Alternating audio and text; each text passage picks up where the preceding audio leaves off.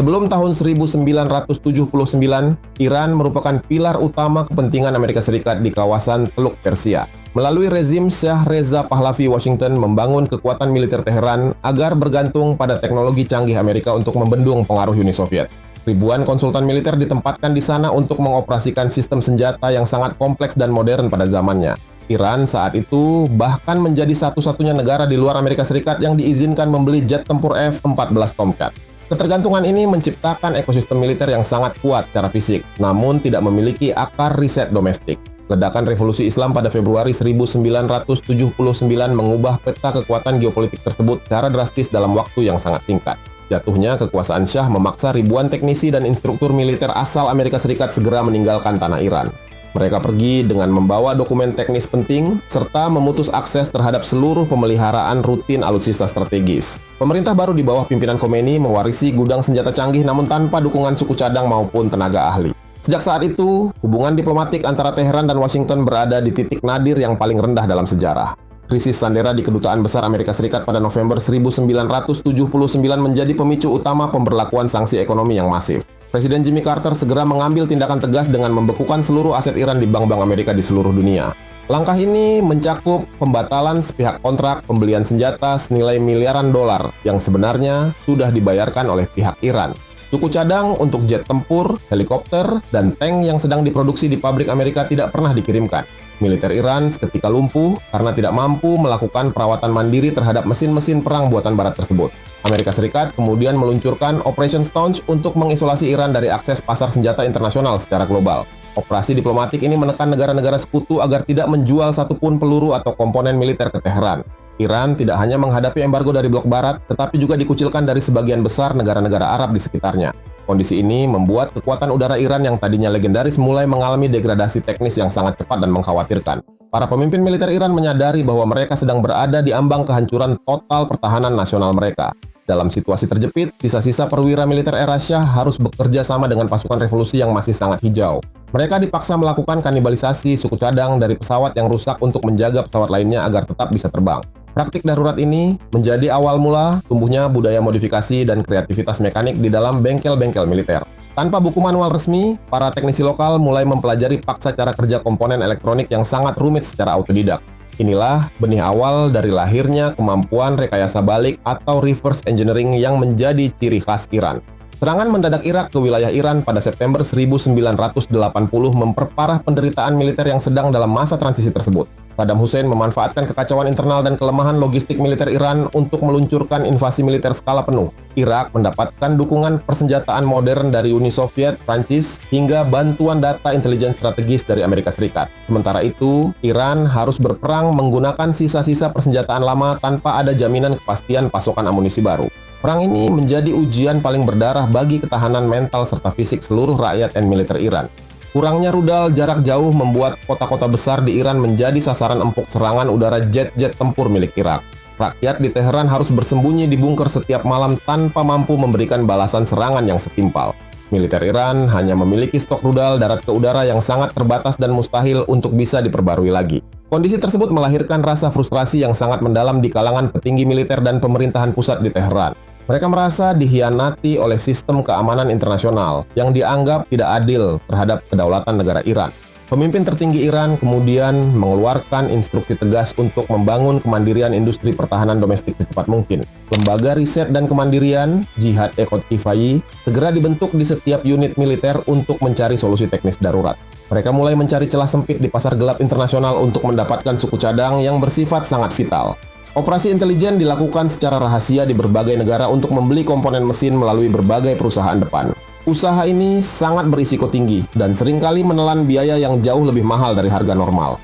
Sejarah mencatat skandal Iran Contra sebagai salah satu celah kecil yang muncul dalam tembok embargo yang sangat ketat. Melalui perantara rahasia, Iran berhasil mendapatkan beberapa rudal TOW dan suku cadang F-14 dari pihak Amerika Serikat. Meskipun jumlahnya tidak signifikan secara strategis, kiriman tersebut memberikan napas tambahan bagi kekuatan pertahanan udara Iran. Skandal ini membuktikan bahwa dalam kancah perang, logika politik sering kali kalah oleh kepentingan pragmatis di balik layar. Namun, bagi Teheran, peristiwa ini menegaskan bahwa bantuan pihak asing bersifat tidak stabil dan sangat berbahaya. Pelajaran paling berharga dari fase sejarah ini adalah lahirnya doktrin ekonomi perlawanan dalam bidang industri militer. Iran mulai mengalihkan seluruh fokus risetnya dari sekadar perawatan ke arah manufaktur komponen dasar secara mandiri. Mereka membangun pabrik-pabrik baja dan kimia baru untuk mendukung kebutuhan bahan baku peledak serta proyektil. Ilmuwan domestik mulai dilibatkan secara penuh dalam proyek-proyek rahasia untuk memetakan kembali cetak biru senjata barat. Transformasi ini mengubah pola pikir militer Iran dari sekadar pengguna menjadi pencipta alat utama sistem senjata.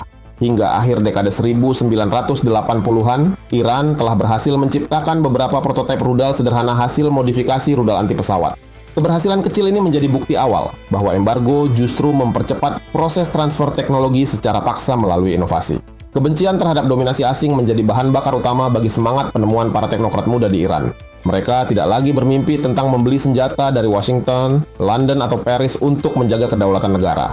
Fokus utama mereka adalah bagaimana membuat senjata mandiri yang mampu menjangkau musuh tanpa perlu izin siapapun. Fase awal sejarah militer pasca revolusi ini mengukuhkan posisi Iran untuk tidak lagi mengandalkan bantuan alutsista dari blok barat. Embargo total yang diterapkan oleh Amerika Serikat justru memaksa industri domestik untuk mempercepat penguasaan teknologi secara mandiri. Iran mengakhiri dekade 1980-an dengan struktur pertahanan yang dibangun sepenuhnya di atas kemampuan rekayasa teknisi lokal. Pengalaman bertahan dari gempuran Irak menjadi basis utama dalam penyusunan strategi pertahanan jangka panjang negara tersebut. Fondasi industri militer yang mandiri ini menjadi titik tolak pengembangan kekuatan rudal strategis di kawasan Timur Tengah.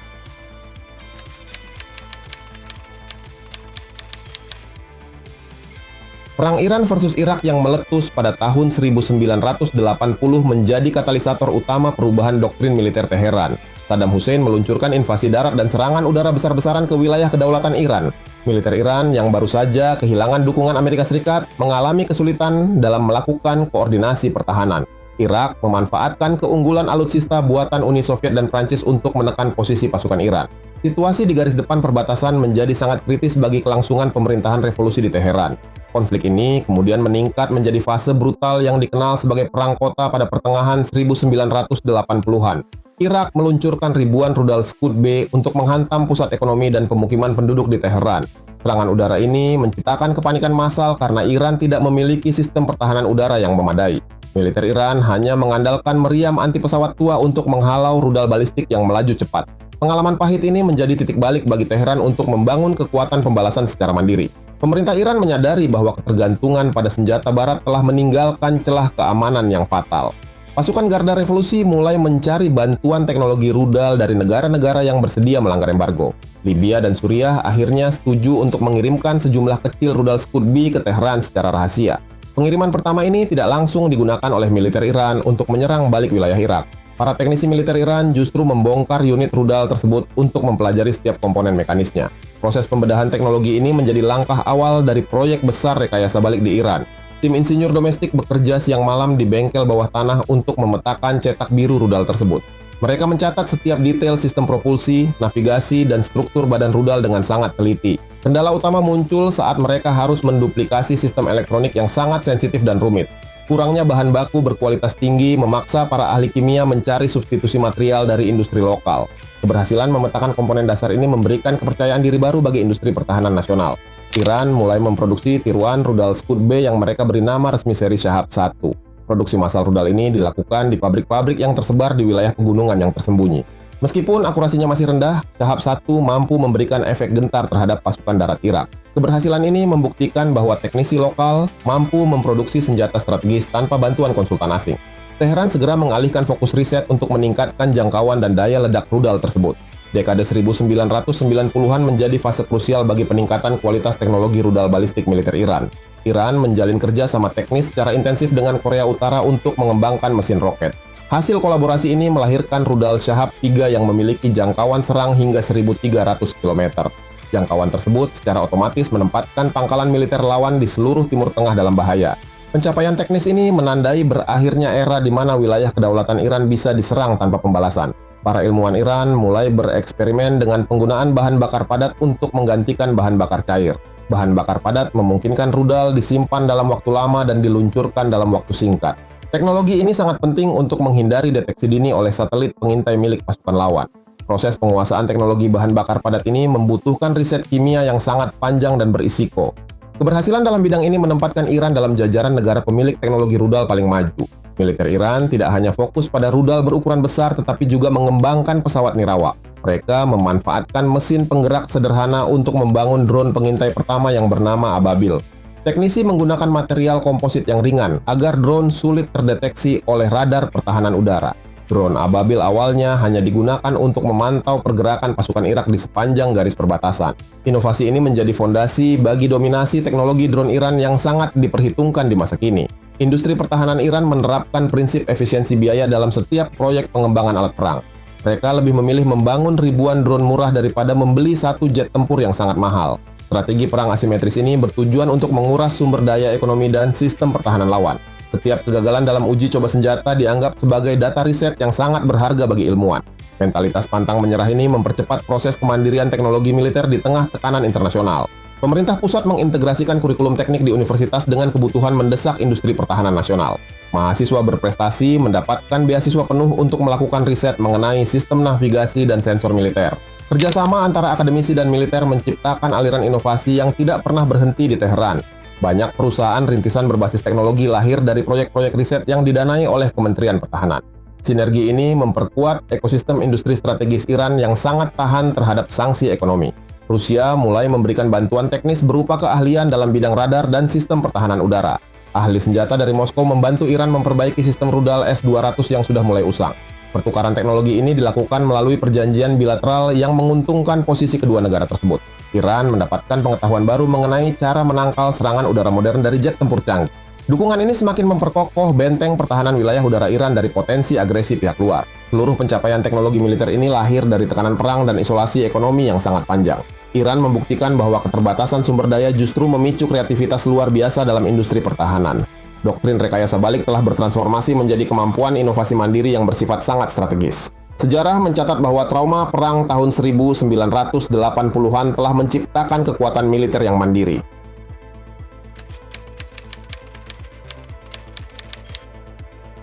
Pemerintah Iran menerapkan doktrin resisten ekonomi atau ekonomi perlawanan untuk menghadapi sanksi ekonomi barat yang berkepanjangan. Kebijakan ini bertujuan untuk mengurangi ketergantungan pada ekspor minyak dan impor barang-barang manufaktur asing. Teheran mengarahkan seluruh sumber daya domestik untuk membangun kemandirian pada sektor-sektor yang bersifat sangat strategis. Industri pertahanan menjadi prioritas utama dalam alokasi anggaran riset dan pengembangan teknologi nasional. Strategi ini mengubah tekanan sanksi internasional menjadi dorongan kuat bagi inovasi industri dalam negeri. Negara membangun fondasi kemandirian militer melalui integrasi yang erat antara dunia pendidikan dan sektor industri. Universitas-universitas teknik ternama seperti Sharif University of Technology berperan sebagai pusat riset persenjataan nasional. Mahasiswa tingkat akhir dan peneliti mendapatkan pendanaan besar untuk memecahkan hambatan teknis pada sistem senjata. Laboratorium kampus berfungsi sebagai bengkel prototipe untuk komponen elektronik dan navigasi rudal yang sangat sensitif. Sinergi ini menghasilkan ribuan ilmuwan muda yang memiliki keahlian spesifik dalam bidang teknologi militer. Kementerian Pertahanan Iran mendirikan puluhan taman teknologi khusus untuk menampung berbagai perusahaan rintisan berbasis pengetahuan. Pardis Technology Park menjadi pusat inovasi terbesar yang menghubungkan para inovator dengan kebutuhan praktis militer. Perusahaan-perusahaan ini mendapatkan fasilitas pembebasan pajak dan kemudahan birokrasi dari pemerintah pusat di Teheran. Mereka memproduksi berbagai macam suku cadang kecil yang sebelumnya harus diimpor melalui jalur ilegal. Keberadaan ekosistem ini memperkuat rantai pasok industri pertahanan Iran dari hulu hingga ke hilir. Ilmuwan Iran berhasil menguasai teknik pemurnian material, khusus untuk kebutuhan badan rudal dan mesin jet. Mereka mengembangkan industri baja paduan tinggi dan serat karbon secara mandiri di dalam negeri. Penguasaan material ini sangat krusial agar senjata buatan Iran mampu menahan suhu panas yang ekstrem. Ketersediaan bahan baku domestik memastikan produksi alutsista tidak terganggu oleh pengetatan sanksi perdagangan internasional. Iran tidak lagi memerlukan pemasok luar negeri untuk sekadar membangun struktur dasar sebuah rudal balistik. Sektor swasta juga dilibatkan secara aktif dalam mendukung program kemandirian militer melalui kontrak pengadaan komponen. Pemerintah memberikan insentif besar bagi pabrik otomotif lokal yang mampu memodifikasi mesin untuk kendaraan tempur. Banyak komponen mesin truk sipil yang berhasil diadaptasi menjadi sistem penggerak peluncur rudal seluler. Kolaborasi ini memperluas basis industri militer hingga ke sektor manufaktur sipil yang sudah mapan. Diversifikasi pemasok ini membuat sistem industri pertahanan Iran menjadi sangat sulit untuk dilumpuhkan. Sistem pendanaan riset militer Iran menggunakan jalur keuangan khusus di luar jangkauan sistem perbankan global. Teheran memanfaatkan hasil penjualan komoditas energi melalui mekanisme barter dengan negara-negara mitra strategis. Dana tersebut kemudian dialirkan secara langsung ke proyek-proyek riset strategis melalui lembaga keuangan domestik. Mekanisme ini memastikan proyek pengembangan senjata tetap berjalan meskipun Iran terputus dari jaringan SWIFT. Stabilitas pendanaan menjadi kunci utama keberhasilan program jangka panjang pengembangan rudal dan drone. Iran menerapkan kebijakan substitusi impor secara ketat pada seluruh perangkat lunak yang digunakan oleh militer. Para ahli informatika domestik membangun sistem operasi khusus for mengendalikan jaringan radar dan komunikasi tempur. Langkah ini bertujuan untuk mencegah adanya serangan siber atau pintu belakang (backdoor) dari pihak asing. Kemandirian pada sektor digital ini sangat meningkatkan keamanan data intelijen dan koordinasi operasi militer. Keamanan siber menjadi lapisan pelindung utama bagi seluruh infrastruktur industri strategis milik negara tersebut. Intelijen militer Iran secara aktif memantau perkembangan teknologi militer global untuk mencari peluang inovasi baru. Mereka mengumpulkan data teknis dari berbagai pameran senjata internasional dan publikasi riset ilmiah terbuka. Informasi tersebut kemudian diolah oleh para peneliti di dalam negeri untuk dikembangkan lebih lanjut. Teheran tidak ragu untuk mengadopsi konsep teknologi asing yang kemudian disesuaikan dengan kebutuhan lokal. Proses pembelajaran cepat ini memangkas waktu riset yang biasanya membutuhkan waktu puluhan tahun. Pemerintah memberikan penghargaan tertinggi bagi ilmuwan yang berhasil menciptakan terobosan dalam bidang teknologi pertahanan. Keberhasilan dalam proyek riset seringkali dihargai dengan jabatan strategis dalam struktur pemerintahan atau militer. Budaya apresiasi ini memicu persaingan positif di kalangan akademisi untuk memberikan kontribusi terbaik bagi negara. Nasionalisme menjadi penggerak utama bagi para teknokrat Iran untuk bertahan di tengah isolasi global. Semangat berdikari ini telah mendarah daging dalam setiap lapisan masyarakat yang bekerja di industri strategis. Rusia dan China menjadi mitra penting dalam pertukaran pengetahuan teknis dan transfer teknologi tertentu. Iran mengirimkan banyak tenaga ahli ke luar negeri untuk mempelajari teknik manufaktur modern yang lebih efisien. Kerjasama ini seringkali melibatkan pertukaran pasukan minyak dengan teknologi sensor atau satelit canggih. Teheran memanfaatkan hubungan diplomatik ini untuk mengisi celah teknologi yang belum bisa dikuasai secara mandiri. Kemitraan strategis ini memperkuat posisi Iran sebagai kekuatan teknologi baru di kawasan Timur Tengah. Struktur industri pertahanan Iran kini telah mencapai tahap di mana mereka mampu melakukan ekspor senjata. Produk drone dan rudal buatan Teheran mulai diminati oleh beberapa negara karena harganya yang sangat kompetitif. Keberhasilan ekspor ini memberikan pemasukan devisa tambahan bagi program riset militer di masa depan. Hal ini membuktikan bahwa kualitas senjata buatan Iran mampu bersaing di pasar internasional yang ketat. Kemandirian teknologi telah berubah dari sekadar alat pertahanan menjadi instrumen kekuatan ekonomi baru. Ekosistem resisten ekonomi telah membuktikan ketangguhannya dalam menghadapi tekanan internasional yang sangat ekstrim selama puluhan tahun.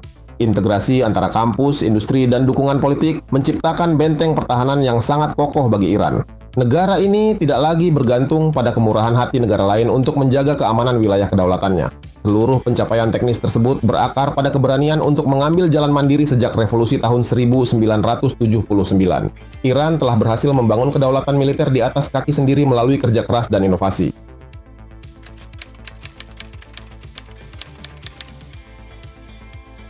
Iran mengembangkan strategi perang asimetris dengan memproduksi pesawat nirawak atau drone berbiaya rendah dalam jumlah masif. Militer Iran menggunakan komponen komersial yang tersedia bebas di pasar global untuk membangun mesin drone tersebut. Mereka memanfaatkan mesin penggerak sederhana dan sistem navigasi berbasis GPS sipil yang telah dimodifikasi secara teknis. Strategi ini memungkinkan Teheran memproduksi ribuan unit drone dengan harga jauh di bawah harga rudal konvensional. Penggunaan drone murah ini bertujuan untuk membanjiri sistem pertahanan udara lawan melalui taktik kawanan atau swarming. Seri drone Shahed menjadi bukti nyata keberhasilan inovasi militer Iran yang sangat efisien dan mematikan. Drone ini memiliki struktur badan dari bahan komposit ringan yang sulit terdeteksi oleh radar pertahanan konvensional. Pasukan Garda Revolusi mengoperasikan drone ini sebagai senjata presisi jarak jauh untuk menghantam target strategis lawan. Biaya produksi satu unit drone Shahed hanya menghabiskan sekian persen dari harga satu rudal pencegat milik Barat. Efisiensi biaya ini memberikan keunggulan logistik yang sangat signifikan bagi militer Iran di medan tempur. Loncatan teknologi militer Iran mencapai puncaknya pada pengembangan rudal balistik dan jelajah berspesifikasi hipersonik. Ilmuwan Iran berhasil menciptakan mesin roket yang mampu melaju lebih dari 5 kali kecepatan suara. Rudal hipersonik ini memiliki kemampuan bermanuver di luar atmosfer untuk menghindari sergapan sistem pertahanan udara tercanggih. Keberhasilan ini menempatkan Iran dalam jajaran sedikit negara yang menguasai teknologi senjata kecepatan tinggi dunia. Pencapaian teknis tersebut memberikan daya gentar psikologis yang sangat kuat terhadap musuh-musuh regional maupun global. Iran juga terus memperluas jangkauan serang rudal mereka hingga mencapai klasifikasi antarbenua atau ICBM. Program luar angkasa sipil menjadi kedok strategis untuk menguji teknologi pemisahan tahapan roket jarak jauh. Mereka mengembangkan peluncur satelit yang memiliki kemiripan teknis dengan sistem penggerak rudal balistik antarbenua. Teknologi ini memungkinkan Teheran mengirimkan hulu ledak ke sasaran yang berada di benua lain dengan tingkat akurasi tinggi. Kemampuan jangkauan antar benua ini mengubah posisi tawar diplomatik Iran di meja perundingan internasional secara drastis. Sumber pendanaan utama untuk proyek ambisius ini berasal dari skema perdagangan minyak mentah yang sangat sistematis. Iran menjual jutaan barel minyak setiap hari kepada mitra strategis seperti Cina melalui jalur non-tradisional. Transaksi ini seringkali menggunakan mata uang lokal atau mekanisme barter barang modal untuk menghindari sanksi keuangan. Pemerintah pusat menyisihkan sebagian besar pendapatan energi tersebut khusus untuk membiayai riset teknologi militer tingkat tinggi. Alokasi dana yang stabil memastikan proyek pengembangan rudal hipersonik tidak terhenti oleh tekanan ekonomi global. Selain penjualan minyak, Iran memanfaatkan jaringan bisnis yang dikelola langsung oleh pasukan Garda Revolusi, IRGC. Organisasi militer ini menguasai berbagai sektor industri strategis mulai dari konstruksi, pertambangan hingga telekomunikasi domestik. Keuntungan dari sektor-sektor ekonomi tersebut mengalir langsung ke kas pengembangan senjata rahasia milik militer Iran. IRGC mengelola anggaran tersebut secara mandiri tanpa harus melalui proses birokrasi parlemen yang rumit dan terbuka. Kemandirian finansial ini membuat program persenjataan Iran sangat tahan terhadap upaya boikot keuangan internasional. Pemerintah Iran juga menerapkan sistem pajak khusus bagi perusahaan-perusahaan besar yang menikmati fasilitas infrastruktur negara. Dana pajak ini kemudian dikonversi menjadi hibah riset bagi Universitas Pertahanan dan Laboratorium Militer Nasional. Skema pendanaan internal ini menciptakan perputaran modal yang sehat di dalam ekosistem industri pertahanan domestik. Iran tidak memerlukan pinjaman luar negeri untuk mendanai pengembangan rudal hipersonik dan drone antar benua mereka. Kemandirian modal ini merupakan pilar utama dari doktrin ekonomi perlawanan yang dicanangkan oleh pemimpin tertinggi. Teknologi rudal jelajah hipersonik Iran juga mendapatkan dukungan melalui aktivitas spionase siber dan akuisisi pengetahuan global. Peretas pro-pemerintah seringkali menyasar data teknis milik perusahaan kedirgantaraan asing untuk mencari referensi desain mesin. Informasi tersebut diolah kembali oleh para ahli aeronautika di Teheran untuk disesuaikan dengan kemampuan manufaktur lokal. Proses adopsi teknologi melalui jalur intelijen ini sangat memangkas biaya riset dan waktu pengembangan senjata baru. Inovasi Iran merupakan gabungan antara kreativitas domestik dan pengumpulan informasi strategis dari luar negeri. Iran membangun fasilitas peluncuran rudal bawah tanah yang tersebar di berbagai lokasi terpencil dan tersembunyi.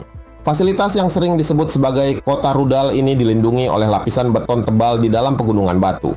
Lokasi rahasia ini menjamin keamanan stok rudal antar benua dari serangan udara pendahuluan oleh pihak lawan. Setiap pangkalan memiliki akses logistik mandiri dan sistem komando yang terintegrasi secara nasional di bawah tanah. Keberadaan bunker-bunker ini memperkuat daya tahan militer Iran dalam menghadapi perang skala penuh yang berkepanjangan. Keberhasilan membangun drone murah dan rudal hipersonik membuktikan bahwa embargo militer memiliki batas efektivitas tertentu. Tekanan internasional justru memicu Iran untuk mencari solusi cerdas dalam menghadapi ketertinggalan teknologi konvensional. Mereka tidak mencoba menandingi kekuatan angkatan laut atau udara barat secara simetris di medan perang terbuka. Iran lebih memilih membangun kekuatan pemukul jarak jauh yang sulit dideteksi dan sangat murah untuk diproduksi. Doktrin perang asimetris ini telah menjadi standar baru bagi kekuatan militer negara-negara berkembang lainnya. Ekspor teknologi drone ke berbagai negara konflik memberikan keuntungan finansial dan data uji coba lapangan yang berharga. Senjata buatan Iran telah teruji efektivitasnya dalam menembus sistem pertahanan udara buatan Amerika dan Eropa. Setiap data kegagalan atau keberhasilan di medan tempur luar negeri segera dikirim kembali ke pusat riset di Teheran. Para insinyur kemudian melakukan pemutakhiran perangkat lunak dan perangkat keras berdasarkan pengalaman tempur nyata tersebut. Siklus perbaikan berkelanjutan ini membuat teknologi drone dan rudal Iran semakin matang dan mematikan. Seluruh rangkaian pengembangan senjata ini bertujuan untuk menjamin kedaulatan nasional Iran dari ancaman invasi asing. Drone murah dan rudal hipersonik ini menjadi tulang punggung kekuatan pertahanan yang memberikan rasa aman bagi rakyat. Iran telah berhasil mengubah citra diri dari negara yang terkepung menjadi kekuatan militer yang sangat diperhitungkan. Kunci kesuksesan ini terletak pada konsistensi kebijakan, stabilitas pendanaan, dan pemanfaatan sumber daya manusia yang unggul. Sejarah militer dunia kini mencatat Iran sebagai pemain utama dalam perlombaan teknologi senjata abad ke-21.